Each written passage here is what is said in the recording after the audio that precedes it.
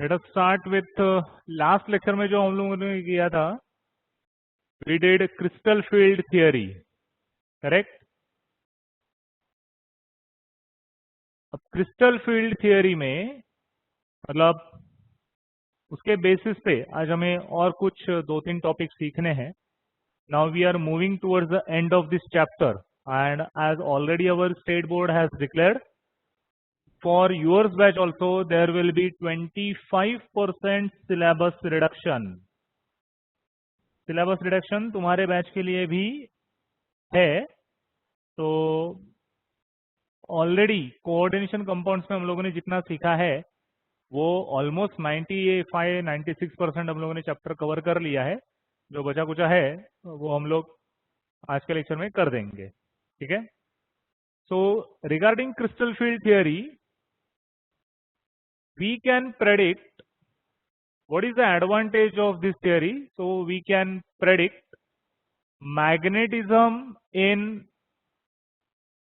complex,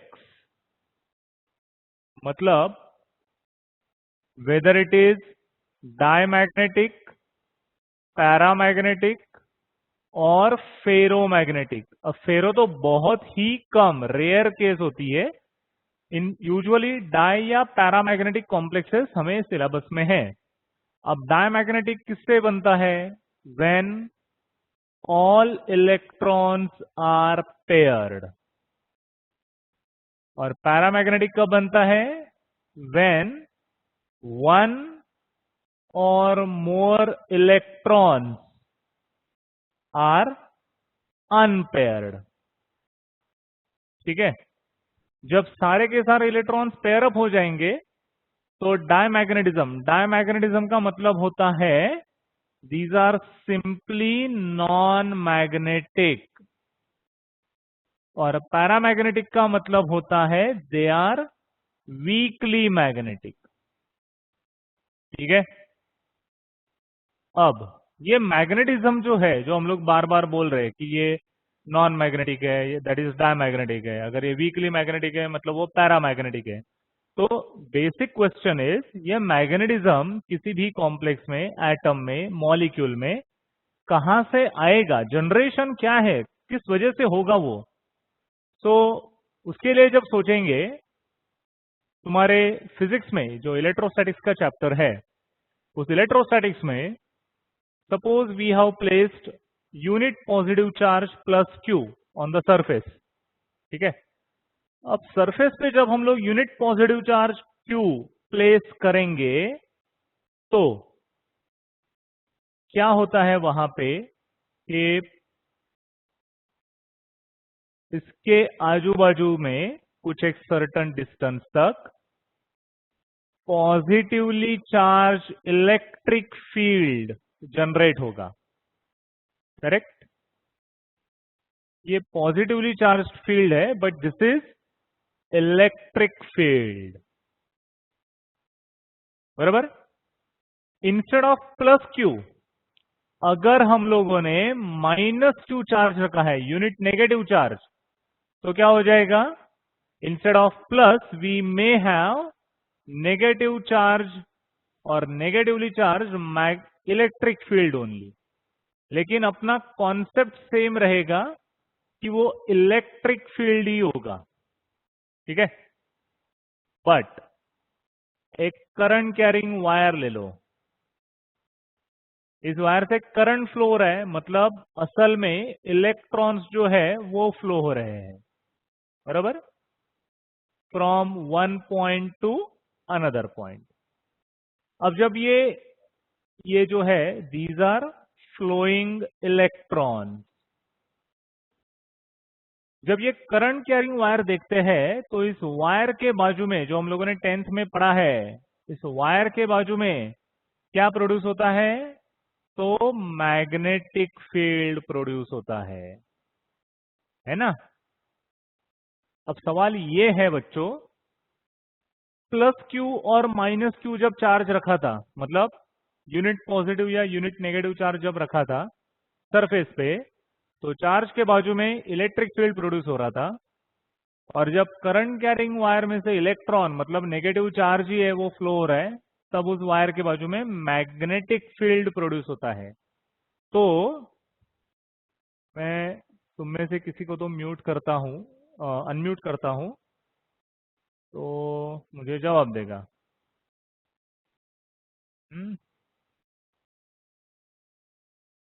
hello Janvi.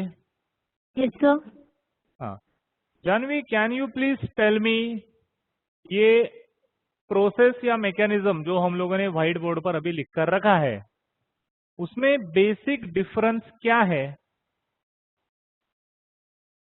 Sir हमने magnetic field वाले condition में चार्जेस को एनर्जी सप्लाई की है। चार्जेस को क्या सप्लाई किया है? एनर्जी करंट पास की है ना, तो चार्जेस एनर्जी सप्लाई किया है। मोशन में। Okay okay, yes yes. मतलब ये जो सेकेंड एग्जांपल, वायर का जो एग्जांपल है, उसमें क्या है? नेगेटिव चार्ज ही है, but this negative charge is in motion, वो मूव हो रहा है। और यहां पे जो नेगेटिव हो या पॉजिटिव हो, जो चार्ज है इज स्टेडी, फिक्स्ड है वो, बराबर एक ही जगह पर है। तो कोई भी चार्ज पॉजिटिव हो या नेगेटिव हो, जब वो एक ही जगह पर फिक्स रहेगा, तब उसके बाजू में कौन सा फील्ड प्रोड्यूस होना चाहिए? Electric field. जब वो चार्ज मोशन में आ जाएगा, तब उस चार्ज के बाजू में कौन सा फील्ड जनरेट होना चाहिए? Magnetic field. ठीक है, ये तो इलेक्ट्रोमैग्नेटिज्म की बेसिक थ्योरी हो गई। अब सवाल ये है कि इनसाइड द एटम, सेंटर में न्यूक्लियस है, और ये अगर अपना फर्स्ट शेल है, तो इसमें एक इलेक्ट्रॉन घूम रहा है, कंटिन्यूअस सर्कुलर मोशन परफॉर्म करते हुए वो घूम रहा है। लेकिन इलेक्ट्रॉन पे क्या चार्ज है ना? नेगेटिव चार्ज है, यूनिट नेगेटिव चार्ज है। इसका मतलब अब ये इलेक्ट्रॉन क्या हुआ? Electron is charge in motion हुआ, करेक्ट? जब चार्ज इन मोशन है में, तब उसके बाजू में मैग्नेटिक फील्ड प्रोड्यूस होना चाहिए, है ना? तो एक सिंगल इलेक्ट्रॉन अगर है, अनपेयर्ड इलेक्ट्रॉन, हा, अनपेयर्ड इलेक्ट्रॉन अगर है, तो उसके बाजू में उसका छोटा सा क्यों ना हो, लेकिन मैग्नेटिक फील्ड जरूर प्रोड्यूस होना चाहिए। तो हम लोग ये देखेंगे, ये जो फर्स्ट शेल होता है एटम में, इसमें वैसे तो 2 इलेक्ट्रॉन्स रहते हैं, फर्स्ट शेल की मैक्सिमम कैपेसिटी इज 2।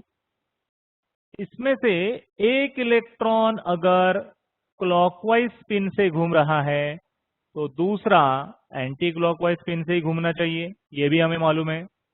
तभी जाकर 2 इलेक्ट्रॉन्स पेयर अप हो सकते हैं। दोनों का स्पिन अगर सेम हुआ तो काम नहीं चलेगा, दोनों का स्पिन हमेशा अपोजिट ही होना चाहिए, है ना?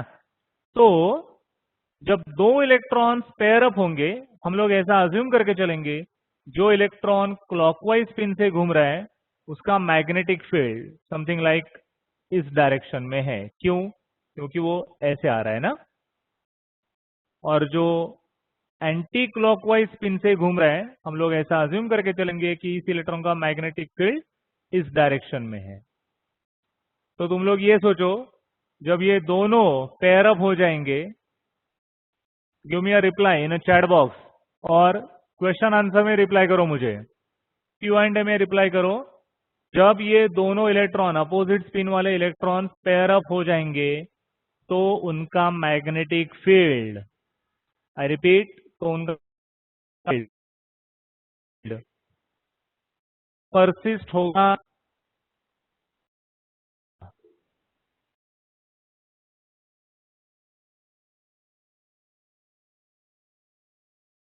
चलिए,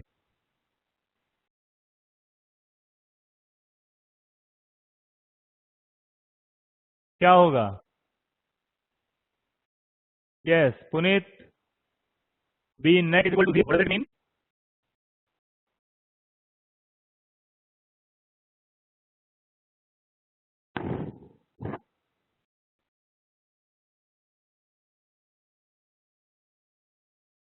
yes, total magnetic field, correct Puneet. मतलब एक के स्पिन की डायरेक्शन, एक इलेक्ट्रॉन के स्पिन की डायरेक्शन दूसरे इलेक्ट्रॉन के स्पिन की डायरेक्शन से टोटली डिफरेंट है, इस वजह से एक का मैग्नेटिक फील्ड अगर डाउनवर्ड डायरेक्शन में है, समथिंग लाइक दिस, तो दूसरे का मैग्नेटिक फील्ड अपवर्ड डायरेक्शन में है, और ये दोनों एक दूसरे को क्या कर देंगे, एक दूसरे को ये कैंसल कर देंगे, एंड हेंस नेट मैग्नेटिज्म या net magnetic moment, net magnetism is going to be 0. Is this clear to everyone बच्चों?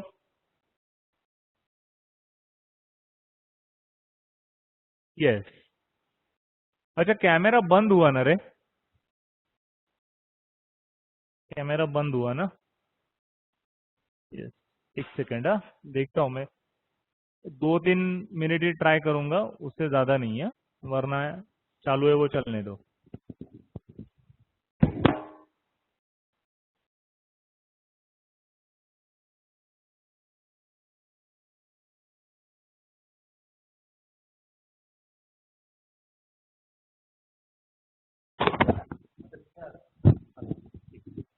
चलो, अब कैमरा ऑन हुआ है बच्चों सबको?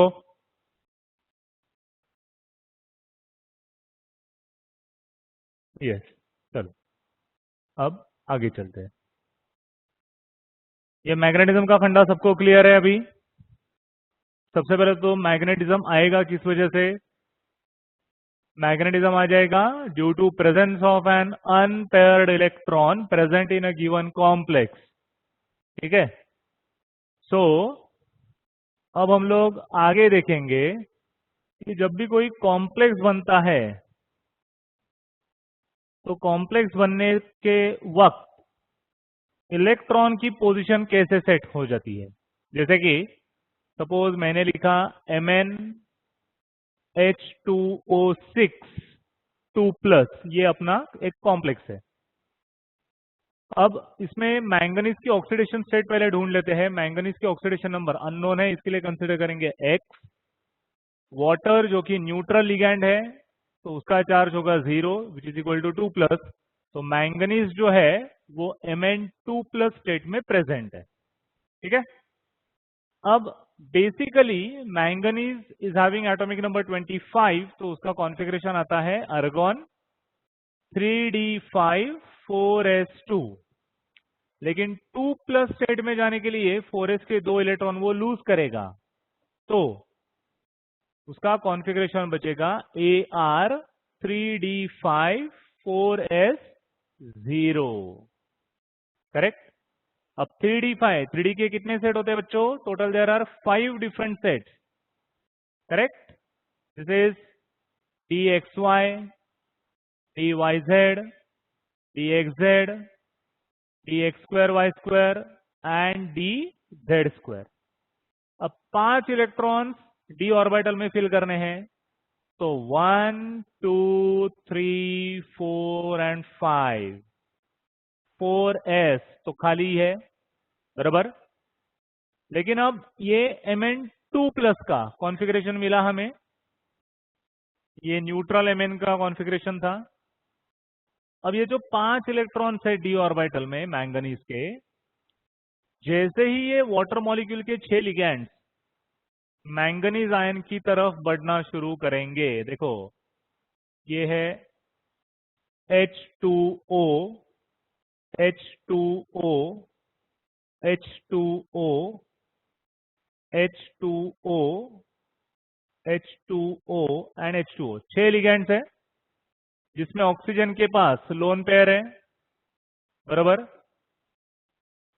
और ये 6 के 6 ligands at a time manganese 2+ की तरफ बढ़ रहे हैं. ठीक है. ऑलरेडी मैंगनीज में 5 अनपेयर्ड इलेक्ट्रॉन्स है ना? 1 2 3 4 5. इन 5 इलेक्ट्रॉन्स पे नेगेटिव चार्ज है. ऑक्सीजन क्या करने वाला है वाटर मॉलिक्यूल का? एक एक पेयर को डोनेट करने वाला है. ये एक एक पेयर वो डोनेट करेगा, बराबर. तो लिगैंड ने दी हुई 6 पेयर्स और Mn2+ के खुद के 5 इलेक्ट्रॉन्स, मतलब टोटल देखो 6 पेयर्स है, that is 12 electrons plus 5 manganese के electrons. So total there will be 17 electrons एक साथ इतने से जगह पे क्राउडेड हो चुके हैं. तो यहां पर क्या होगा, जो लीगेंड के इलेक्ट्रॉन्स है उन पे भी नेगेटिव चार्ज है और मैंगनीज के जो इलेक्ट्रॉन्स है उस पे भी नेगेटिव चार्ज ही है. दो सेम चार्जेस जब एक साथ एक तरफ क्लोज अप्रोच करेंगे, they will have force of repulsion. और इस रिपल्शन की वजह से क्या होता है, जो हम लोगों ने सीएफटी में देखा है, पहले तो मैंगनीज के जो 5 सेट है ऑर्बिटल्स, डी के 5 सेट, कौन से D X Y Z, X Z, X square Y square and D Z square. ये 5 अनपेयर्ड इलेक्ट्रॉन्स, मतलब ये 5 सेट एक ही energy level, equivalent energy level के होते हैं, जिससे हम लोग कहते हैं डीजेनरेट डी ऑर्बिटल्स. डीजेनरेट का मतलब सेम एनर्जी लेवल. ठीक है.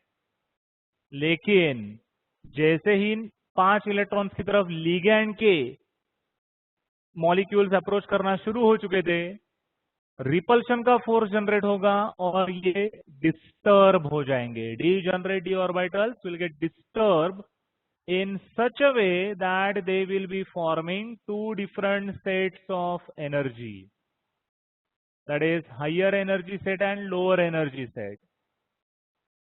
लोअर एनर्जी सेट में कौन से है ये 3 set, D X Y, D Y Z and D X Z.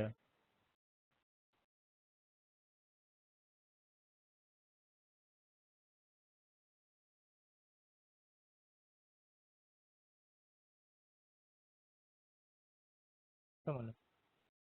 तो D X Y Z X Z and this is D X square Y square and D Z square. तो अब देखो, ये जो 5 इलेक्ट्रॉन्स है, यही 5 इलेक्ट्रॉन्स हमें इस स्प्लिटेड ऑर्बिटल्स में फिल करने हैं. तो स्प्लिटेड ऑर्बिटल्स में फिल होते वक्त according to the structure of atom, हमें ये फिल करने कैसे. First electron will always prefer to get filled in lower energy orbital. मतलब डी एक्स स्क्वायर का ये जो फर्स्ट इलेक्ट्रॉन है,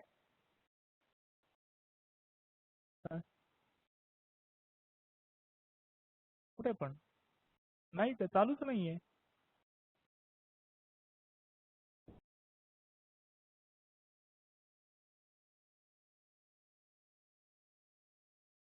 पण गेला ना हा काय. ए बच्चों, तुम्हें इरेजर का वो ये दिख रहा है, आइकॉन दिख रहा है.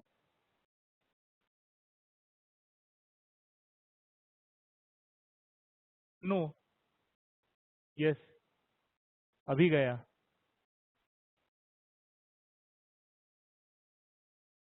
अब देखो, गया है ना. चलो.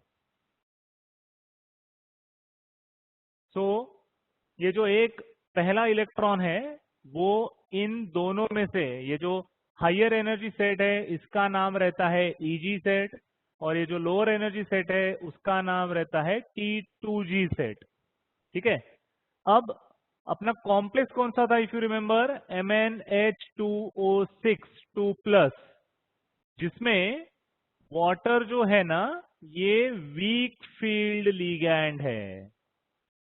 वीक फील्ड लिगैंड अगर रहता है तो मैक्सिमम इलेक्ट्रॉन्स अनपेयर्ड रहना प्रीफर करेंगे. आई रिपीट, अगर वीक फील्ड लिगैंड है तो मैक्सिमम इलेक्ट्रॉन्स अनपेयर्ड रहना ही प्रीफर करेंगे.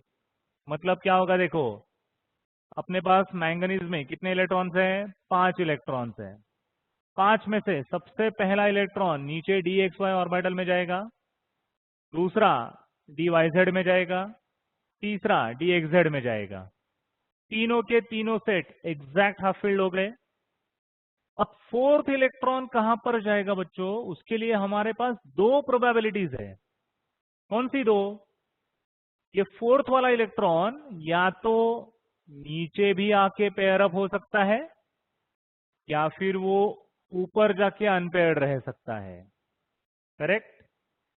तो वो प्रीफर क्या करेगा? लिगैंड देखो कौन सा है, वीक फील्ड है। वीक फील्ड का मतलब ज्यादा से ज्यादा इलेक्ट्रॉन्स अनपेयर्ड रहेंगे। इसका मतलब फोर्थ वाला जो इलेक्ट्रॉन है वो कहां पर जाएगा? ऊपर जाएगा। फिफ्थ वाला भी किधर जाएगा? ऊपर जाएगा। तो 5 अनपेयर्ड पहले थे, सेट फॉर्म हो गए स्प्लिट होकर, दो सेट बन गए, higher energy and lower energy. फिर भी वीक फील्ड लिगैंड होने की वजह से पांचों के 5 अनपेयर्ड ही बचे हैं। तो 5 अनपेयर्ड बचना मतलब अच्छा खासा मैग्नेटिज्म जनरेट हो जाएगा कॉम्प्लेक्स में। And this is the reason why MnH2O6 manganese जो है वो फेरो मैग्नेटिक मटेरियल बन जाएगा, क्योंकि 5 अनपेयर्ड इलेक्ट्रॉन है। सबका अपना अपना छोटा सा क्यों ना हो मैग्नेटिक फील्ड जरूर परसिस्ट करेगा। Now is this clear? अच्छा, एकदम। हाँ Sumit, why they prefer to be under? क्योंकि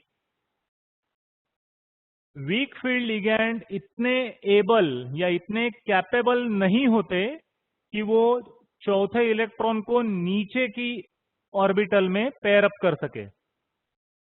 अगर वहीं पे स्ट्रॉन्ग फील्ड लिगैंड होता तो चौथा इलेक्ट्रॉन ऊपर नहीं जाता, वो नीचे वाले ऑर्बिटल के सेट में ही पेयर अप हो जाता। Okay Sumit? Hope so. Yes. अब नेक्स्ट में हम लोग देखेंगे कि why coordination complexes are colored one. For that, start to note down. Write down a topic. Color of the complexes. Color of, what you can say? Color of coordination complexes. ये topic लिखो जल्दी। और सब लोग जरा camera on करो रे बच्चों, एवरीवन।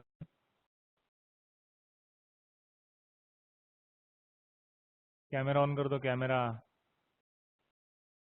सब लोग।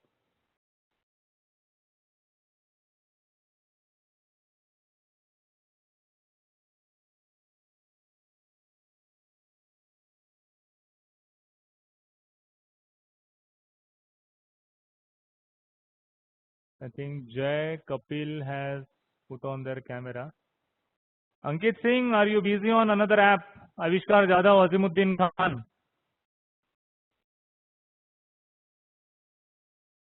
आविष्कार तुला सकाळी लेक्चरला जर यायला होत नाही, आता इथे बरा तू टाइमपास करतोय. Ankit Singh, what about you? You are also busy on another app? अब अंकित तू फिर से आया है मीटिंग में, हाँ? you all just keep this in mind that at every instant all of you have been monitored. ध्यान में रखो. What about Kulsum Sheikh? Kulsum Sheikh, you are also busy on another app instead of meeting.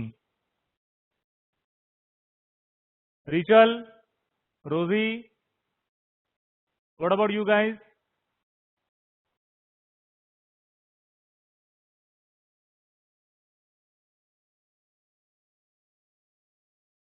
सोम शिंदे, सुजित सावंत. सोम, तू आत्ता निघालास कुठून तरी दुसऱ्या app वरून.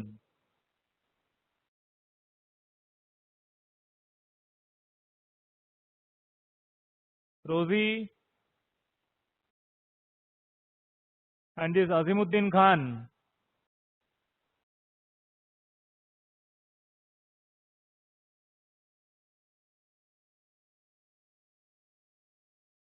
Hello, Azimuddin Khan. Are you there in a meeting?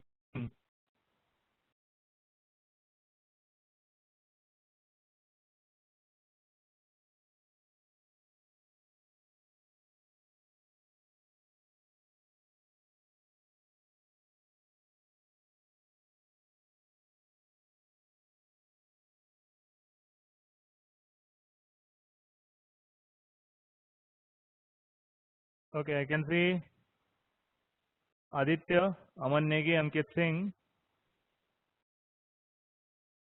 Further, Kapil Moria, Jay Pawar, Nitish. Pragati Mane, your camera is still off, huh? Rashi, camera बंद कर दो. I can see you. Puneet camera बंद कर दो. रोशन गाड़ी होकर बंद कर. शीतल बंद कर लो. करली स्विच ऑफ द कैमरा. श्रुति बंद कर दो. श्वेता जाधव, श्वेता सावंत दोनों कैमरा बंद कर दो. सोम राणे बंद कर.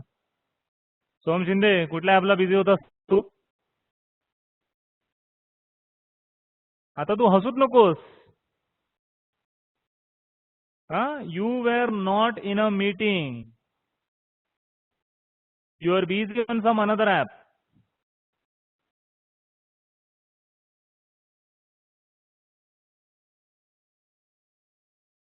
आदर्श switch off the camera. Switch off the camera.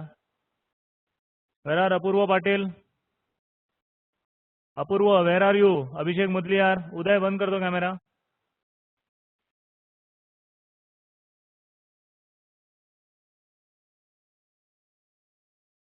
Bhagyashree where are you. Bhakti. Yes, Bhakti बंद कर.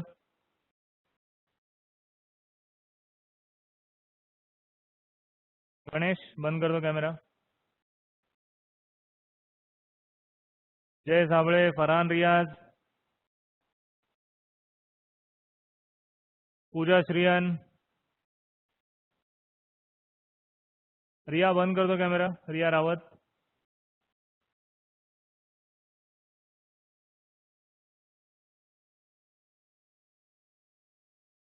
जसप्रीत बंद कर दो. Where are you. Nikhil Nagati, Om Thorat, Ahmed Khan.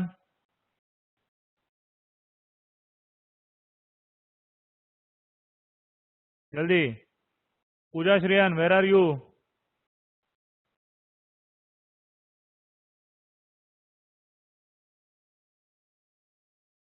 सना मंसूरी.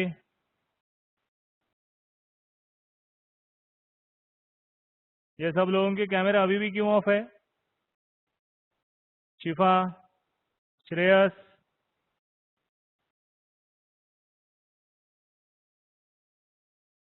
सुरभि.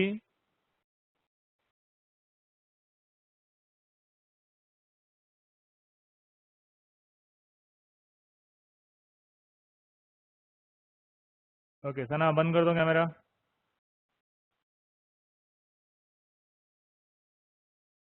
रोजी, रुपिंदर वेर आर यू. प्रगति माने, your camera was also switched off.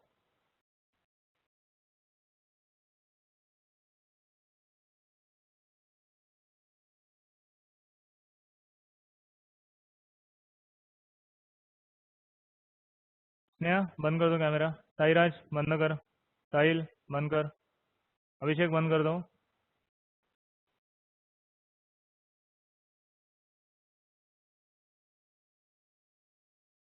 Arya बंद कर कैमरा. फोन विशाल बंद कर दो. Shravani Dalvi.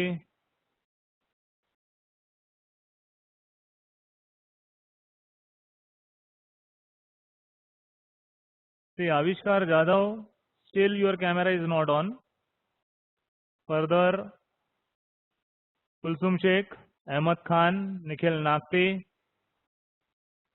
Pooja Shriyan, Pragati Mane, Rosie, Rupinder बंद कर दो. Sejal Jadhav, where are you? Shifa Sheikh,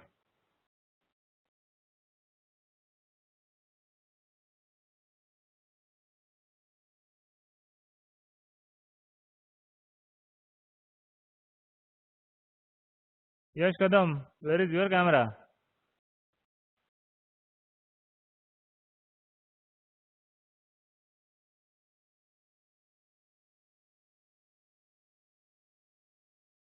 जितने लोगों ने आज कैमरा ऑन नहीं किया है, I will discuss with our non teaching staff about their प्रेजेंटी and absentee. Don't worry.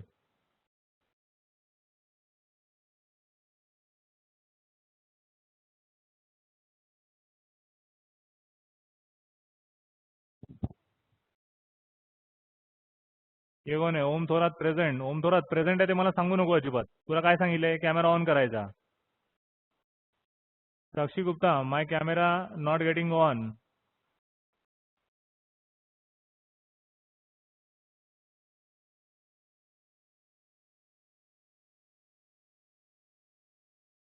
जितने लोग इतना बुलाने पे, कॉल करने पे भी neither they have replied, nothing else. हाँ Surabhi, yes, okay. I know you are there in a lecture. I will have to strictly discuss about their present here. मैं फिर से बोल रहा हूँ. चलो. और else आज भी, हाँ माहिती आहे, मी मेसेज पाहिलं.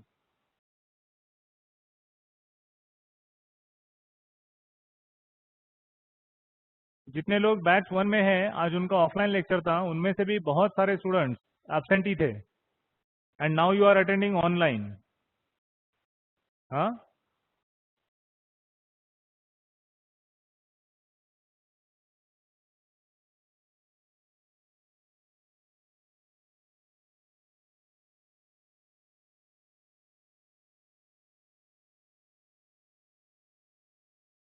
चलो. कलर ऑफ द कॉम्प्लेक्सेस लिखना शुरू कर दो. First point.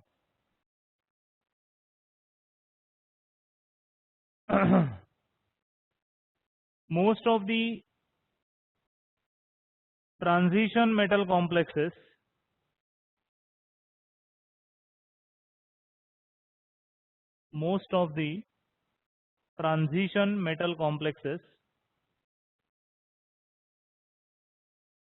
are coordinate complexes,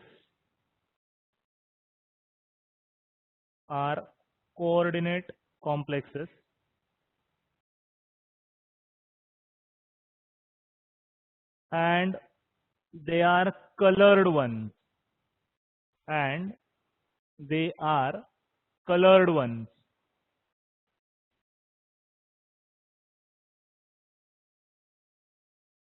Second point,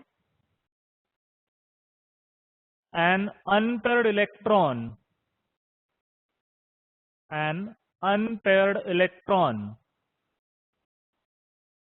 present in the complex,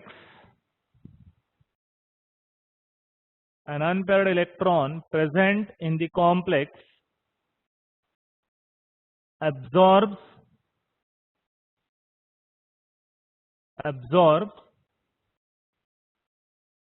radiation of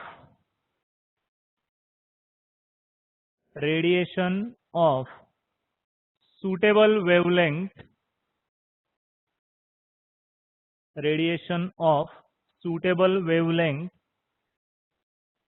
and gets excited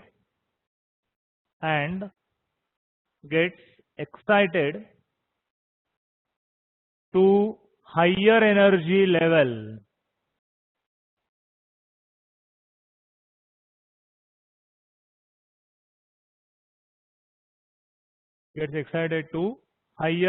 level.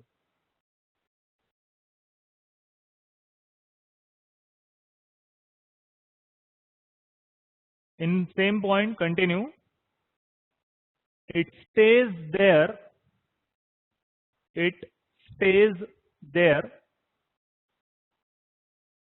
for a while.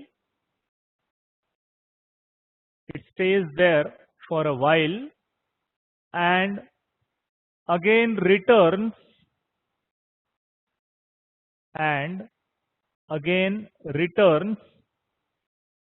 to the ground state.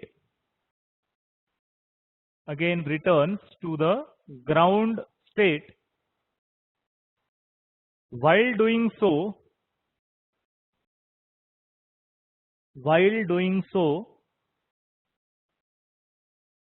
it emits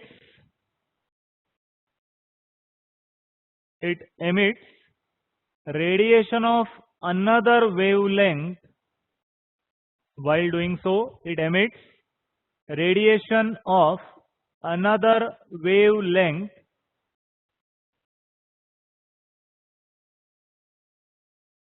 preferably in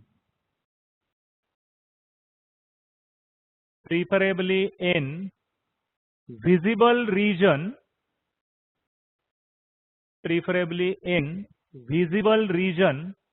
of electromagnetic spectrum.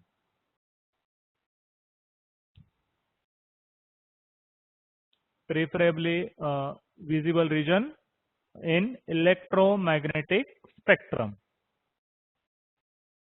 We'll stop and continue in same point. This emitted radiation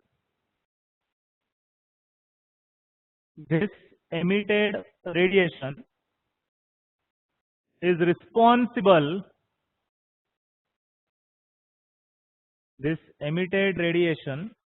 responsible for the color of complex,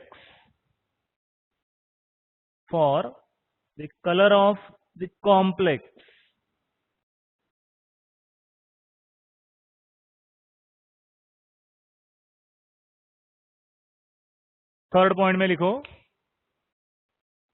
color of the complex, third point, color of the complex is complementary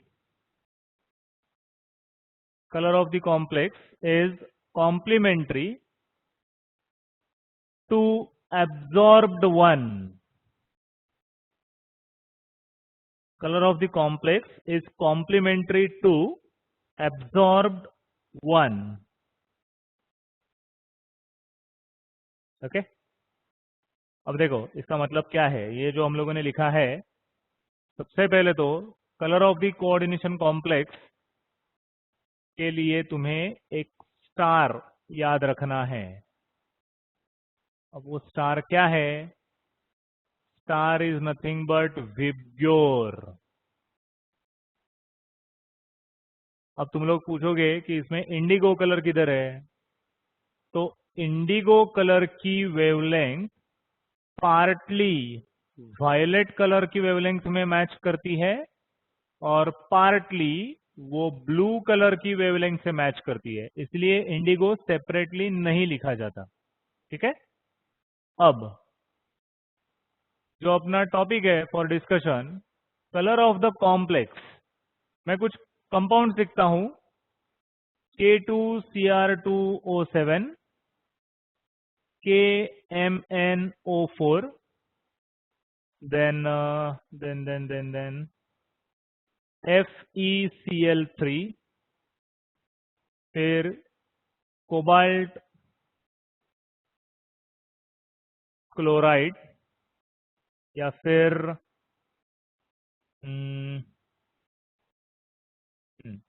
MnCl2। ये 5 compound देखते हैं। K2Cr2O7 stand for potassium dichromate, जो होता है orange colour का। KMnO4 dark purple, मतलब हमारे लिए होगा वॉयलेट कलर का। FeCl3 is green in color. Cobalt chloride red in color. MnCl2 ये पिंक कलर का सॉल्ट होता है, लेकिन अगर कॉपर क्लोराइड देखेंगे CuCl2, this is blue in colour. अब यहां पर देखो, पोटेशियम डाइक्रोमेट में क्रोमियम है, KMnO4 में मैंगनीज है, FeCl3 में Fe है, कोबाल्ट क्लोराइड में कोबाल्ट, मैंगनीज क्लोराइड में मैंगनीज, CuCl2 में कॉपर। ये जो अंडरलाइंड एलिमेंट है, they are all which elements? They are all transition elements. मतलब कौन से ब्लॉक में आएंगे? डी ब्लॉक में आएंगे, बराबर। अब ये जो डी ब्लॉक के एलिमेंट्स है, जब भी अपना कोऑर्डिनेट कॉम्प्लेक्स या कोई भी कंपाउंड फॉर्म करते हैं, they are all coloured one. हर एक का कलर फिक्स है देखो।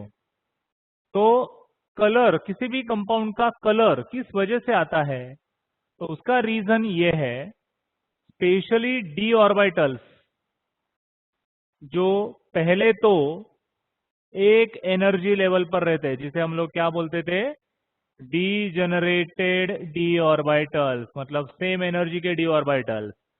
अब ये किसी ग्रुप के साथ या लिगेंड्स के साथ जब कंबाइन होंगे तो उनकी एनर्जी स्प्लिट होकर दो सेट बनेंगे, ऊपर दो नीचे तीन, प्रोवाइडेड ये ऑक्टाहेड्रल 6 लिगेंड का कॉम्प्लेक्स है। तो सपोज इसमें है 1 2 3 4 5 5 इलेक्ट्रॉन का सेट है, और ये स्ट्रॉन्ग फील्ड लिगेंड के कांटेक्ट में आ गए। ये सब अज्यूम कर रहे हैं हम लोग, ठीक है। अब ये स्ट्रॉन्ग फील्ड लिगेंड क्या करेगा बच्चों, सबसे पहला इलेक्ट्रॉन तो नीचे ही आना चाहिए, दूसरा भी और तीसरा भी। स्ट्रॉन्ग फील्ड लिगेंड चौथे इलेक्ट्रॉन को भी नीचे पेयर अप करेगा और फिफ्थ को भी पेयर अप ही करेगा, बराबर। लेकिन ये जो पांचवा इलेक्ट्रॉन बचा है, जो कि अनपेयर्ड है, सिंगल फील्ड है, वो क्या कर सकता है, तो वो किसी एक कलर का रेडिएशन एब्जॉर्ब कर सकता है। जब वो रेडिएशन एब्जॉर्ब करेगा, actually it is absorbing energy, बराबर। तो एनर्जी एब्जॉर्ब करने के बाद उसकी एनर्जी और बढ़ जाएगी, मतलब वो एक्साइटेड सेट में चला जाएगा, एक्साइटेड होकर वो ऊपर की तरफ, मतलब हाइयर एनर्जी ऑर्बिटल में जाएगा, क्योंकि नीचे वो लोअर एनर्जी ऑर्बिटल में था, एक्साइट होकर हाइयर एनर्जी ऑर्बिटल में गया। वहां पर वो रहेगा, लेकिन कुछ देर के लिए, फ्रैक्शन ऑफ सेकेंड्स के लिए ही रहेगा वो, और उसका फिर से रिटर्न जर्नी शुरू हो जाएगा, ठीक है। लेकिन जो हम लोगों ने 11th साइंस में सीखा था, Bohr's model, K shell, L shell, M shell, N shell, correct, ये चार सीक्वेंस में है। सपोज के में घूमने वाले इलेक्ट्रॉन को एम शेल में जाके घूमना है, राउंड चक्कर लगाने हैं, तो कैसे जा सकता है बच्चों, क्या करना पड़ेगा उसके लिए उसे, बोलो मुझे जरा। के शेल के इलेक्ट्रॉन को एम शेल में जाना है, करेक्ट पुनीत, एनर्जी गेन करना पड़ेगा, yes Yash, absorption of energy करनी पड़ेगी, बराबर। लेकिन अगर फोर्थ शेल मतलब एन शेल का इलेक्ट्रॉन एल में आना चाहता है, तो कैसे आएगा वो, जल्दी बोलो। Yes, give away it's energy. मतलब इतना तो कंफर्म है, जब इलेक्ट्रॉन लो एनर्जी ऑर्बिटल से हाई एनर्जी ऑर्बिटल में गया, तब उसने रेडिएशन एब्जॉर्ब कर दिया। वही इलेक्ट्रॉन जब हाइयर टू लोअर ऑर्बिटल फिर से आएगा, तो वो एनर्जी एमिट करेगा, बराबर। अब ये जो दोनों रेडिएशन है ना, ये दोनों रेडिएशन विजिबल स्पेक्ट्रम में आते हैं। विजिबल का मतलब क्या, विब्ग्योर में आते हैं वो, समझा। और जो रेडिएशन वो एमिट करेगा, रेडिएशन का मतलब क्या है, एक सर्टन एनर्जी है, और हर एक एनर्जी से रिलेटेड एक एक कलर होता है, बराबर। तो जिस कलर का रेडिएशन वो एमिट करेगा, वही उस कंपाउंड का या कॉम्प्लेक्स का कलर होगा, है ना। कॉपर सल्फेट, कॉपर क्लोराइड हमें ब्लू कलर के दिखते हैं, ब्लू कलर के दिखते हैं, इसका मतलब क्या है कि वो ब्लू कलर का रेडिएशन एमिट कर रहे हैं। पोटेशियम डाइक्रोमेट हमें ऑरेंज कलर का दिखता है, ऑरेंज कलर का दिखना मतलब उसमें से ऑरेंज कलर एमिट हो रहा है। लेकिन हम लोगों ने एक स्टेटमेंट लिखा है, थर्ड वाला शायद से, colour of the complex is complementary to the absorbed one, बराबर। तो देखो ये स्टार उसी के लिए ड्रॉ किया है, जैसे कि पोटेशियम डाइक्रोमेट कलर क्या है देखो, ऑरेंज। तो वो ऑरेंज कलर का जो है एक सेकेंड। हाँ, जरा कलर वाइज देखते हैं। अगर ये ऑरेंज कलर एमिट कर रहा है, इसका मतलब उसका कॉम्प्लीमेंट्री क्या है? देखो, उसका कॉम्प्लीमेंट्री है ब्लू ना। ऑरेंज के सामने कौन सा कलर है? ब्लू। अगर वो ऑरेंज बाहर फेंक रहे हैं, मतलब वो ब्लू एब्जॉर्ब कर रहा है। समझा? अगर फेरिक क्लोराइड कौन से कलर का है? देखो बच्चों, वो ग्रीन कलर का है, मतलब ferric chloride green colour emit कर रहा है। तो ग्रीन का कॉम्प्लीमेंट्री क्या है? रेड। इसका मतलब फेरिक क्लोराइड में फेरस रेड एब्जॉर्ब करेगा। Are you getting everyone? Give me a reply. Yes. तो येलो कलर का कंपाउंड, मतलब येलो कलर का ये तो वैसे सेरियम के कंपाउंड्स होते हैं, लेकिन KMnO4 देखो, KMnO4 कौन सा है? वायलेट कलर का है ना। तो violet colour, dark purple colour, वो अगर एमिट कर रहा है, इसका मतलब वो मैक्सिमम येलो एब्जॉर्ब करेगा। Now the thing is very clear, I hope so.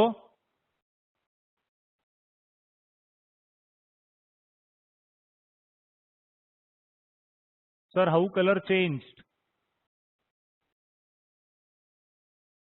Colour change का मतलब सुमित समझा नहीं मुझे, क्या पूछना चाहता है तू? सुमित, सर पिंक कौन सा कलर एब्जॉर्ब कर रहा है? हाँ Janvi, this is very good question. Pink actually ना, लाइट रेड उसे केमिकली कंसिडर किया जाता है, जिसे हम लोग, जैसे कि अपना कॉमन सॉल्ट होता है ना, कॉमन सॉल्ट हमारे लिए वो व्हाइट कलर का रहता है ना। हम लोग बोलते हैं कि अरे ये व्हाइट कलर का है, लेकिन केमिस्ट्री में व्हाइट कलर होता ही नहीं है। केमिस्ट्री में व्हाइट का मतलब है कलरलेस, कोई कलर नहीं है उसमें। समझा? तो पिंक जो है, पिंक का मतलब लाइट रेड कलर का वो सॉल्ट बन जाता है। हम्म? और सुमित, तूने क्या क्वेश्चन पूछा था? जल्दी जल्दी। सुमित पाल, चला अनम्यूट यू।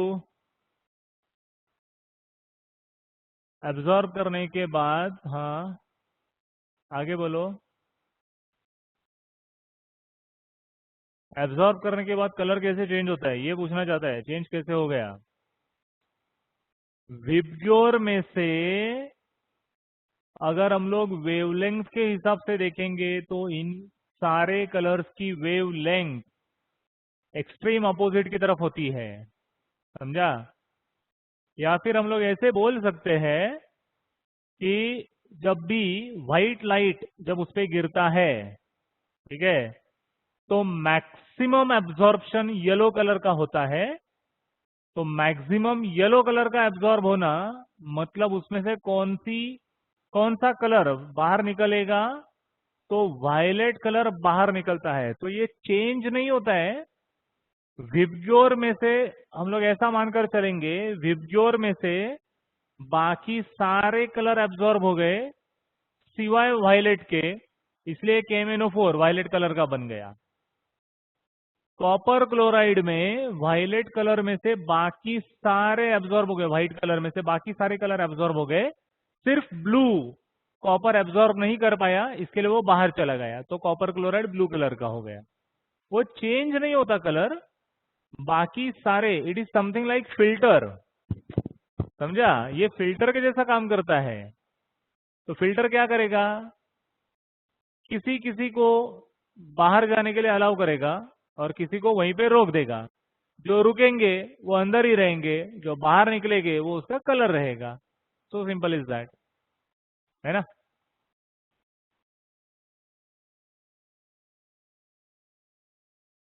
यस। चलो, अब आगे चलते हैं। Next one, the screen is not visible. ए, किसी को स्क्रीन दिख नहीं रहा है?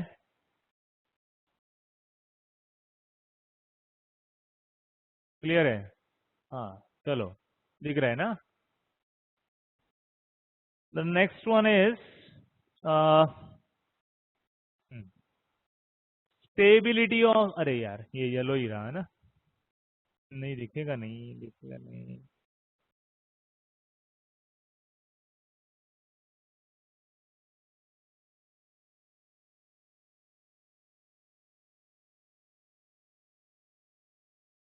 Write down a topic, stability of sorry, coordination complexes.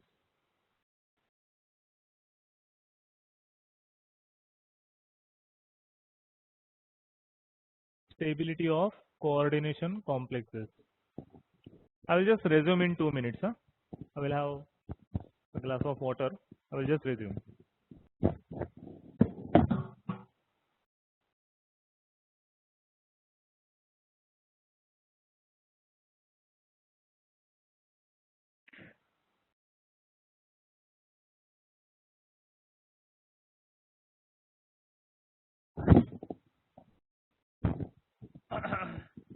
चलो लेट अस स्टार्ट।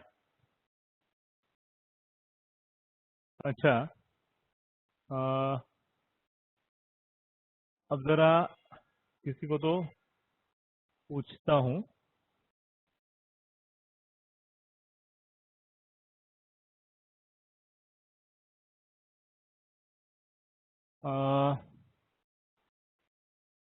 कहाँ पर गए सारे participants?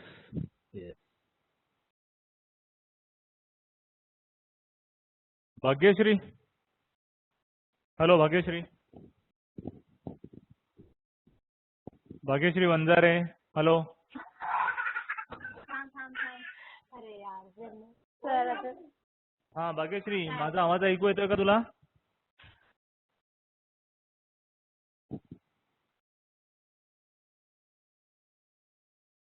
Jasprit, yes sir. Jaspreet, last year का केमिकल इक्विलिब्रियम का चैप्टर कुछ याद है तुम्हें?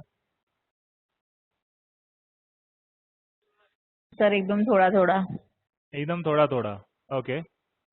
माइक ऑफ मत करो। देखो, सपोज Okay. तुम्हें A moles of A plus B moles of B reversible C moles of C plus D moles of D, ये केमिकल रिएक्शन लिखा है सपोज, तो इस साइन का मतलब क्या है जसप्रीत? सर बोथ जो मतलब दोनों का जो ये है क्वांटिटी है वो इक्वल होगा, A प्लस बी और B प्लस आई मीन नहीं दोनों सबसे, साइड से एक रिएक्शन सेकंड एक का। सेकंड एक सेकंड एक सेकंड, सबसे सिंपलेस्ट तो ये है रिवर्सिबल, हाँ बराबर। Yes sir. और जो रिवर्सिबल होती है process, it always leads to equilibrium, correct? Yes sir. हाँ, तो लास्ट ईयर, जसप्रीत तुझे ही पूछ रहा हूँ, लास्ट ईयर इस केमिकल इक्विलिब्रियम के चैप्टर में हम लोगों ने 2 डेरिवेशन किए थे, केपी एंड केसी, याद है ये? नहीं सर। नहीं, very good. Pooja Shriyan, hello Pooja, am I audible? Yes sir. Pooja, do you remember this KP and KC? हाँ। Very good. Can you please tell me the expression of KC और केपी, दोनों में से कोई भी एक का चलेगा मुझे, क्या एक्सप्रेशन था?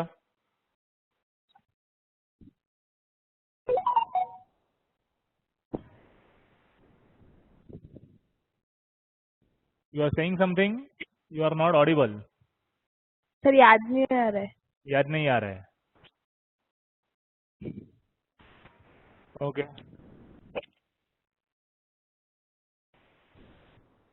सना मंसूरी,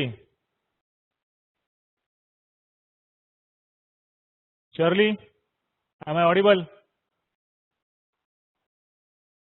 शर्ली, हाँ शर्ली, केपी या केसी का एक्सप्रेशन बता सकती हो, क्या है वो? सर याद नहीं।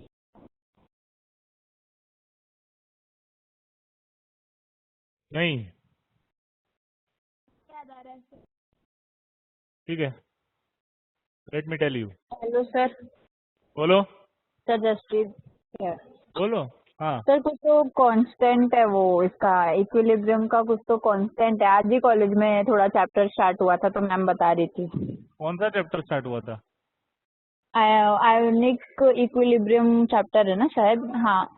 हाँ आयोनिक हाँ, इक्विलिब्रियम, हाँ वही वही। शायद नहीं, वही है, शायद मत बोल, वही है।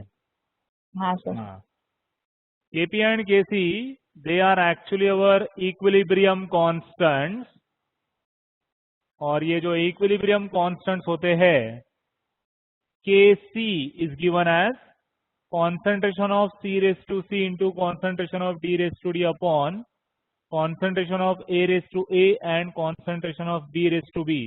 ये वाला एक्सप्रेशन या फॉर्म किसी को याद आ रहा है क्या? Yes yes, very good, very good. ये जो Kc है, this is equilibrium constant, but this is in terms of concentration. ये जो स्क्वायर ब्रैकेट का मतलब है, स्क्वायर ब्रैकेट का मतलब होता है मोलार कॉन्सेंट्रेशन, ठीक है। बट अगर हम लोग ये सारे रिएक्टेंट्स और प्रोडक्ट्स को गैसियस स्टेट में कंसीडर करते हैं, तो instead of Kc we can give Kp, equilibrium constant in terms of pressure. Kp का फॉर्मूला बनेगा Tc raise to C into Pd raise to D upon Pa raise to A into Pb raise to B, जहां पर Pa, Pb, Pc, Pd ये सब क्या है? They are partial pressures of all these components. Liquid state में या solid state में रहता है रिएक्शन तो कॉन्सेंट्रेशन देंगे, अगर सारे रिएक्टेंट और प्रोडक्ट गैसियस स्टेट में जाएंगे तो पार्शियल प्रेशर के टर्म में इक्विलिब्रियम कांस्टेंट को एक्सप्रेस करेंगे। And this expression is derived by applying the very special law of mass action, ठीक है। अब ये लॉ ऑफ मास एक्शन जो है और इक्विलिब्रियम कांस्टेंट, ये हमें कोऑर्डिनेशन कॉम्प्लेक्स के लिए लगने वाला है, तो वो कैसे? Let's write down. चलो नेक्स्ट में लिखो, मतलब स्टेबिलिटी ऑफ कोऑर्डिनेशन कॉम्प्लेक्सेस में first point, according to the CFT, start to note down, according to the CFT both metal ion and ligands, both metal ion and ligands acts as point charges, both metal ion and ligands acts as point charges।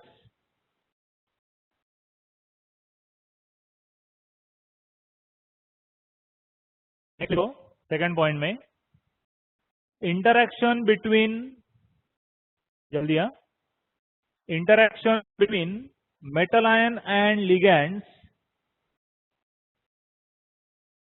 interaction between metal ion and ligands is purely ionic, interaction between metal ion and ligand is purely ionic, it is represented as, it is represented as, चलो अब ये interpretation लिख लो उसका, Mn plus n number of Lx minus in equilibrium with MLn, ये क्या है? अपना complex बना है,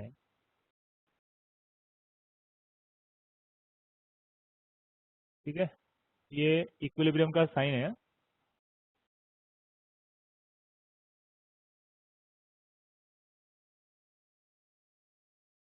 In next point, applying law of mass action,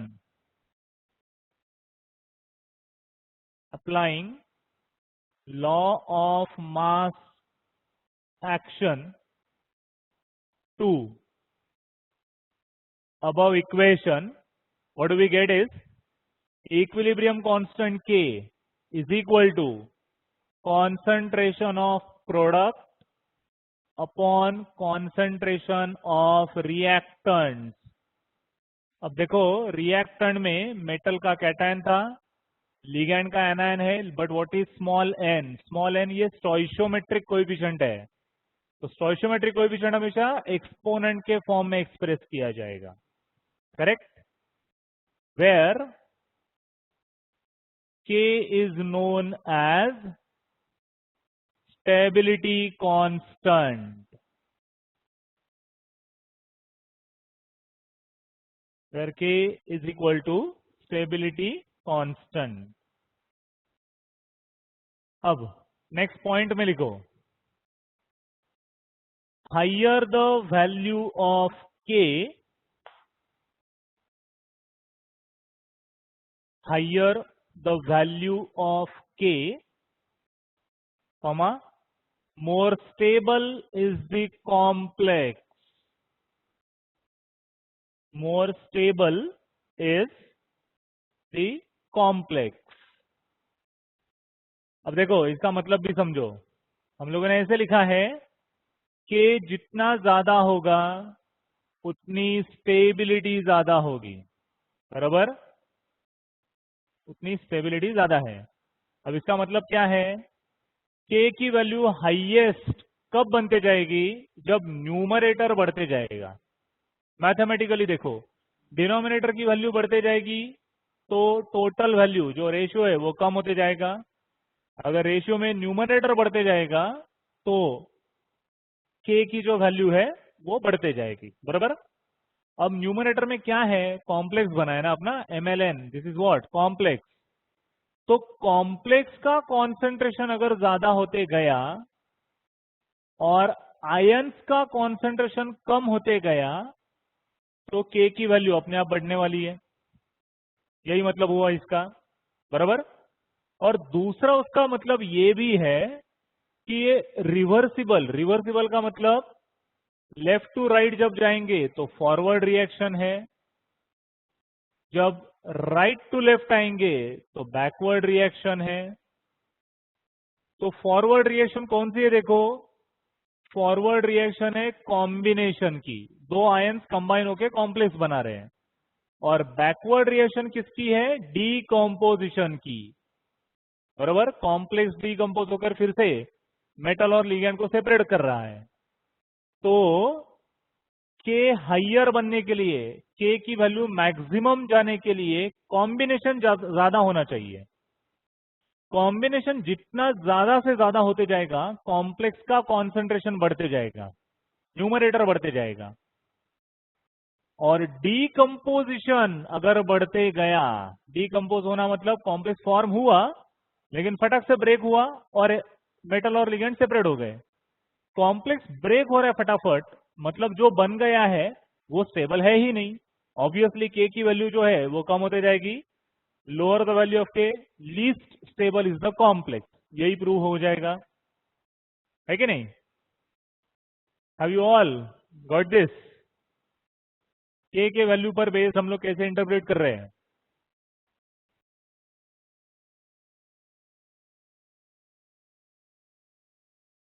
sixty 66 students है, सिर्फ 2 लोगों का ही रिप्लाई मिला है, yes sir. 3, 4, what about others? 5,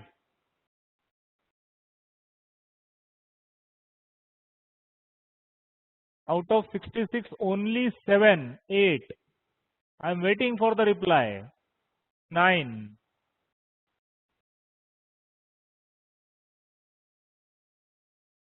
see? Ankit Singh, समझा तुझे ये? अंकित सिंह,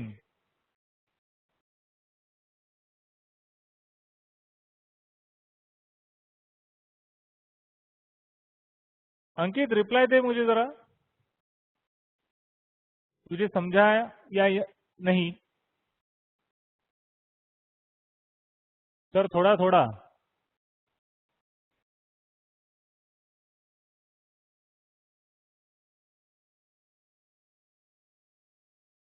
चलो ये लिखो, applying law of mass action के बाद ये एक्सप्रेशन, हाँ ये लिखा था ना सबने, where K is equal to stability constant. चलो अब नेक्स्ट इसी का मतलब I think it will be the last topic for discussion for today. Write down next topic, एक लाइन छोड़कर लिखो, factors affecting the stability. Factors affecting stability.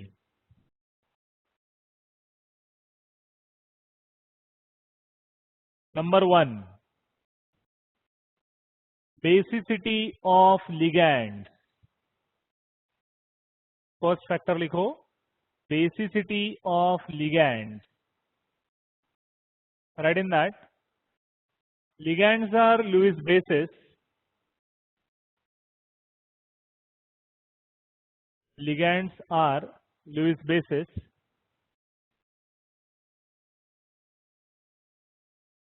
as they donate lone pair of electrons.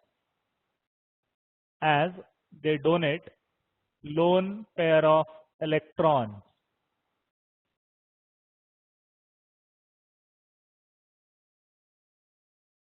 Continue in same. More the basicity of ligands, more the basicity of ligands, comma, more stable is the complex. More stable is the complex.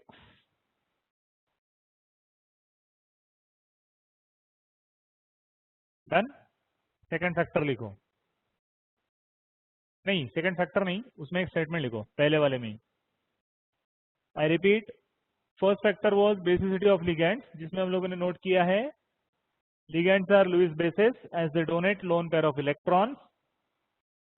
More the basicity of ligands, more stable is the complex. ये पहला statement हम लोगों ने लिखा है, उसी में continue करो। For example, complexes with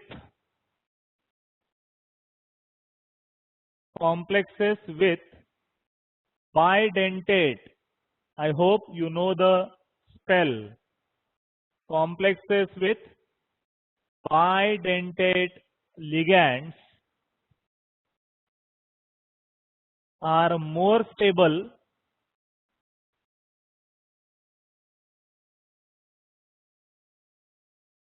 than complexes with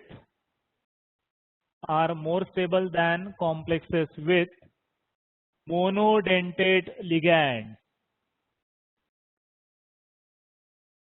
Are more stable than complexes with monodentate ligands. Done. Second factor. This is going to be the last.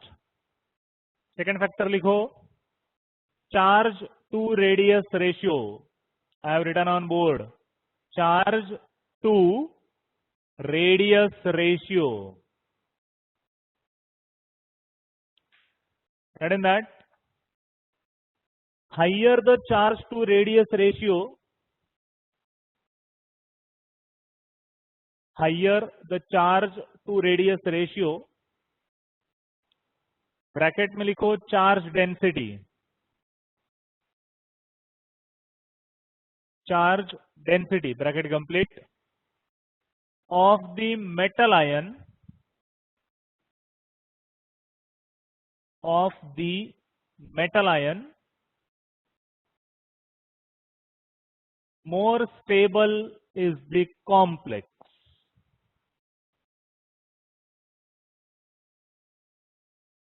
More stable is the complex.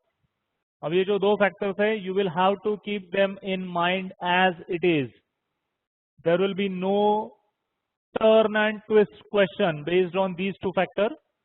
Both the factors are directly proportional to the stability of the complex, whether it is the basicity of ligand or it is charge to radius ratio. Higher the value for both of them, more stable is the complex. Okay. Now we are left with only applications of coordination compounds, which we will be conducting in next coming lecture, and also In upcoming lecture, we will be starting with the next chapter that would be most probably ionic equilibria. Okay? I hope, is it clear? हाँ, Janvi sir decomposition ज्यादा होगा तो stability decrease होगी ना? Yes yes Janvi, true.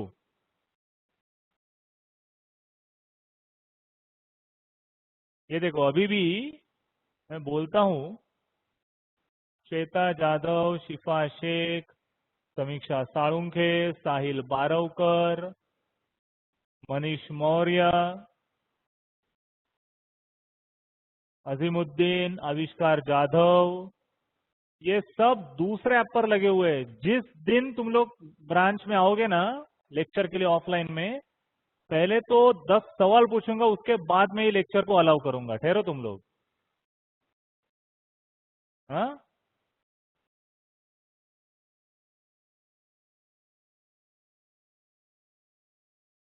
Sahil Barvakar,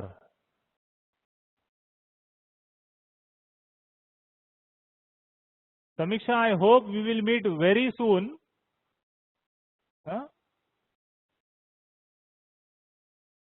Then I will bombard n number of questions of coordination. Let me check how many you are able to answer.